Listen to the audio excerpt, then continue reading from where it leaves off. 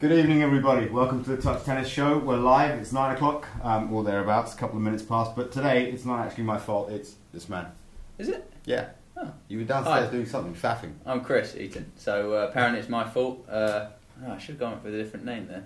Yeah. Someone else get the blame. Better luck Cristiano Ronaldo, or whatever his name is. Is it Exactly. Christina? Christina. Yeah. I've seen him. He ballet dances, doesn't he? Yeah, he does something silly like that with a ball with in a his ball. way. Yeah, ballet dance with a ball. And everyone calls him the biggest wanker in the world. Yeah, exactly.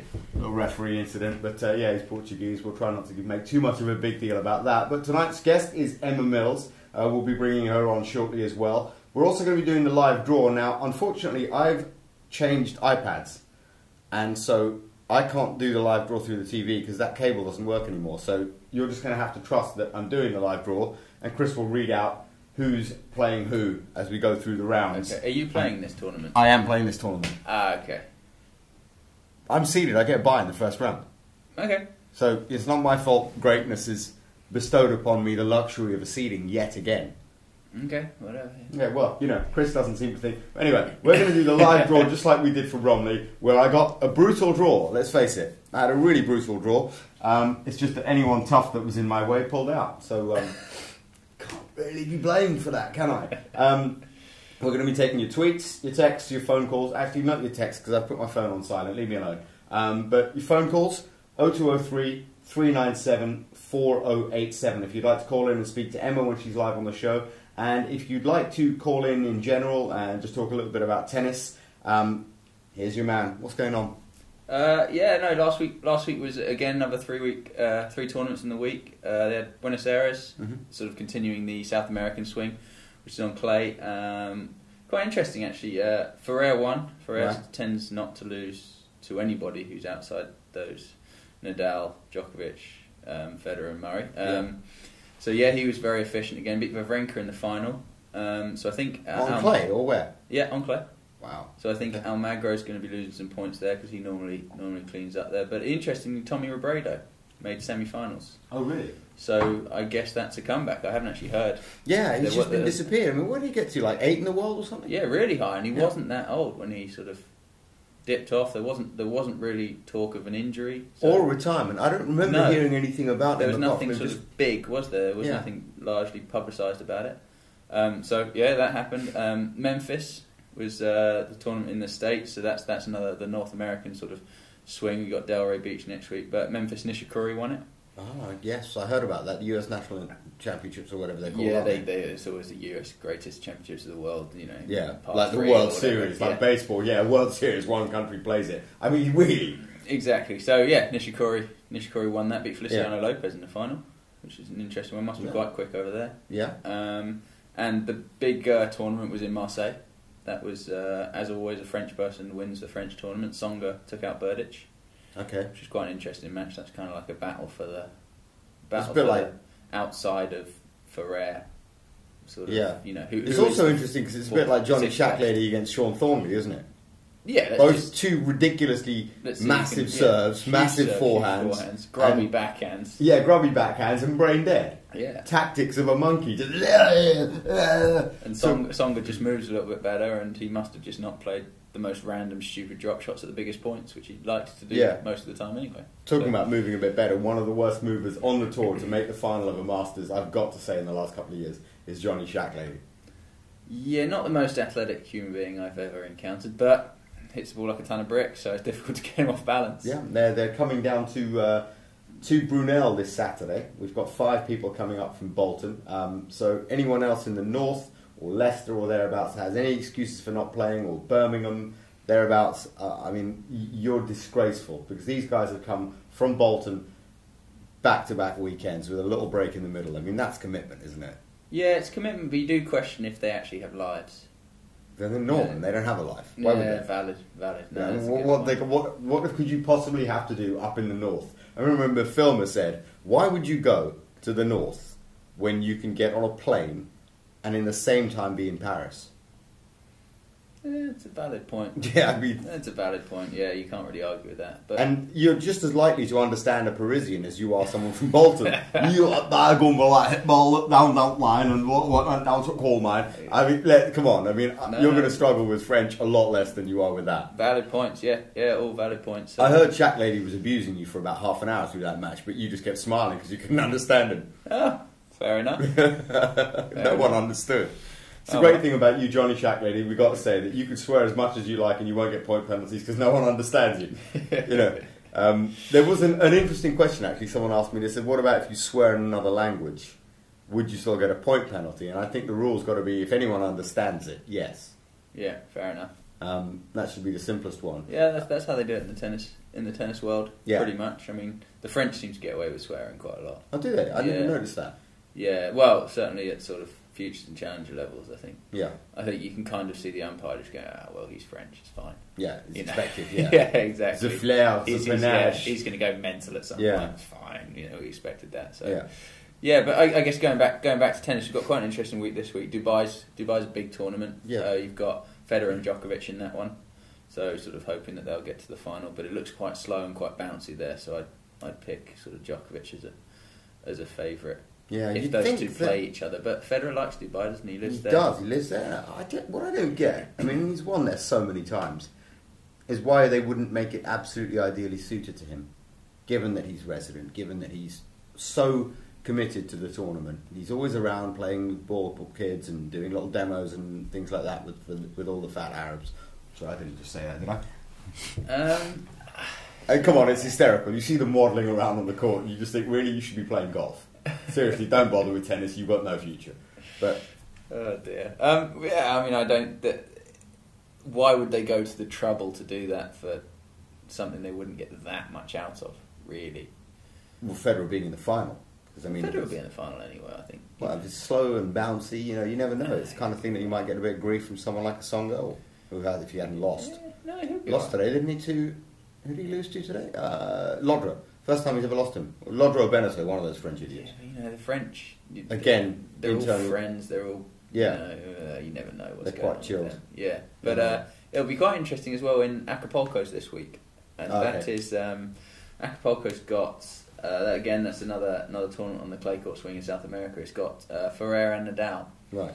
So that hopefully they both get to the final, and you can really see how Nadal is playing because Ferrer's playing well. Yeah. But I guess the interesting thing is Ferrer's seeded 1, Nadal seeded 2. That must be a strange feeling for Rafa. Yeah, he's going to walk in there. Yeah. I don't get to choose where I sit. So my name's not up the top of the drawer. Yeah. Did somebody leave me out? Yeah. On a clay court. Yeah. What's that about? Oh. Yeah. So he's going to enjoy that. That's actually a bit similar for me at Brunel this weekend. I'm looking at the draw and my name's in the bottom half. I'm not used to going to these bunny events and not being seeded number 1. Yeah, but you're doing the draw, so your name will be next to someone you can beat, so don't worry about it. Yeah. Okay, let's be clear. The idea is we're trying our hardest to make this sport fair and remove corruption from it in any way, shape or form. Because I've been accused occasionally of paying off my opponents, which is a shockingly bad thing to say. Elliot the other day said he could never get past the fact that he thought I'd paid somebody off. I was like, well, Elliot, I've offered to pay you off as well, so I don't know why you're angry. I mean, it's not surprising. I said, look, if you want to tell people you lost, I'll give you a couple of £100. But you were like, oh no, I'm too proud. What is wrong with you? I mean, really, it wasn't exactly a big deal. A bit of money, just walk away and say, yeah, I lost to Rashid. No. Instead, he insists on taking the W. What an idiot. But anyway, so when you're thinking about that, when you next walk past Hollister or something, you're thinking, I could have had that jacket. Just remember, you had a choice. But we've made all the draws automated. You hit a button, it spits out the seeds in order, 1, 2, 3, 4, 5, whatever, like that. Yeah. And you saw at Bromley, it's fair. I'd love to be able to rig it because it would give me a chance, but the reason I never will, ever, from my perspective, if we ever want to get someone like Betfair or somebody like Party Poker, well, not Party Poker, but Bet365 involved in the sport properly, we have to be able to, hand on our heart, have a system that works, and this one does. It takes chance out of the equation completely, and it tends to work. Talking of the Northern Charge and the little lack of movement, I got a little clip to show you. Be interesting to see what you think of this movement here. It's a little forehand hit by our new name for him is Joe Wilfred Shacklady. You know, it's a beautiful rally, but watch it from the start and tell us what you think, because I enjoyed this.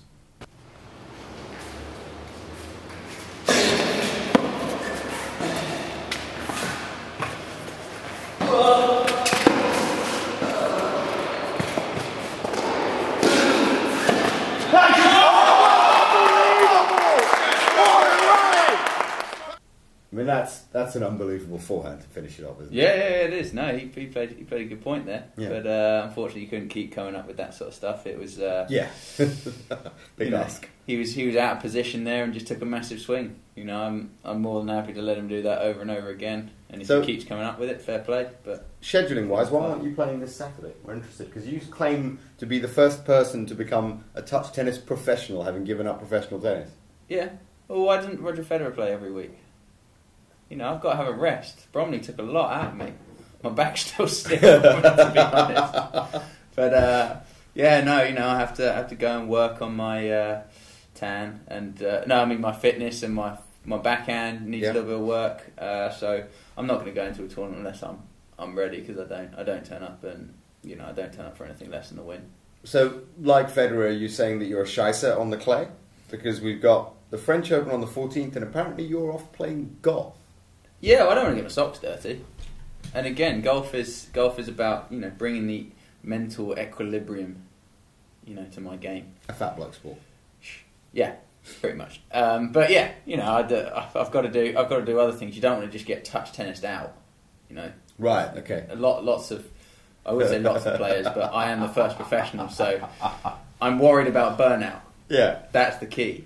So I don't want to overdo it yet. And right. there's also there are tournaments to be won for other people. I don't want to just win everything. And you know, the more time you spend with me, the more you're starting to sound like me. This is really worrying. I don't think I've ever heard anyone as cocky, arrogant, and stupid after winning one title, except myself. Yeah, I'm looking forward to this because Marcus Willis is signed up.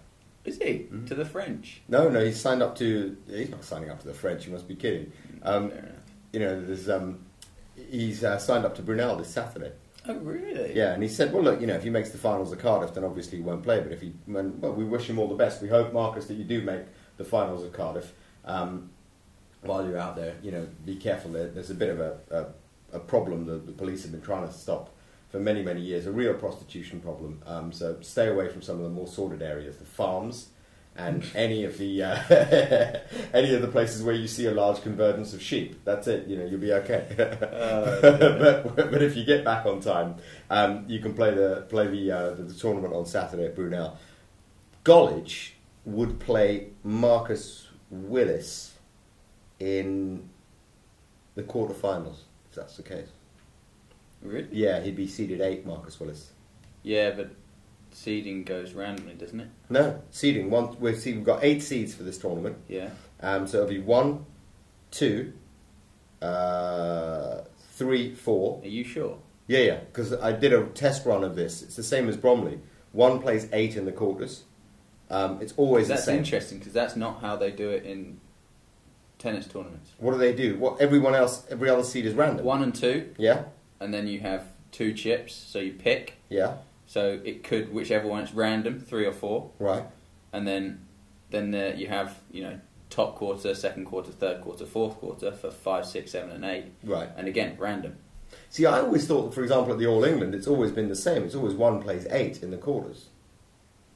And certainly 1 should have the right to play 4 in the semis. 1 should never have to play 3 in the semis. I think it's only fair.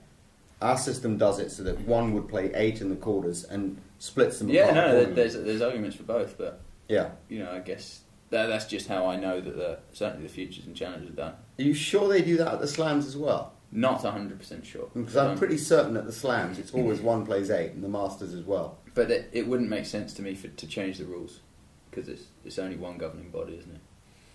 So ITF is slams. ITF is slams. Yeah, and I know that the future system, which is ITF's as well, is the random seeding. But that's nothing to do with the actual rules of the sport. You don't have to do that. Because I know that some tournaments, for example, seed 5, 6, 7, and 8 are random, but 1, 2, 3, 4 aren't. And I'm 99% sure of that from commentary. But again, it could be something to do. It could be something to do with times have changed, because you are about 100 years old, so you did commentate a long time ago. But yeah, thanks. No. It could be. It could well be at the discretion of the tournament director. I wasn't talking about commentating on telly. I was talking about me sitting downstairs in the living room, just giving the presenters crap about what rubbish they're talking. Yeah, people are like, "Oh, let's change up," and he starts slicing. How is that a change up? It's changed down, you idiot. But we're not talking about Mark Petchey. Right, yeah, Petch hate. But, right, so we're going to have a look quickly at... we're going to introduce our guest, first of all, and then we're going to bring in the draw. As I said, if you want to call in and you have any questions, there is one company I want to mention that I spoke to... we started talking on Twitter, Support Through Sport. And what they're trying to do is use... have a look at the website, supportthroughsport.co.uk. Have a look at that, and Helen and I have been in touch, and we're going to try and run a touch tennis event as a charity event. Okay. It'll be a points tournament, but every entry fee that goes in, you won't get any prize money. The money will go straight to the charity. So hopefully we can get a 32 draw, raise a few £100 for the charity, and also, all of us have a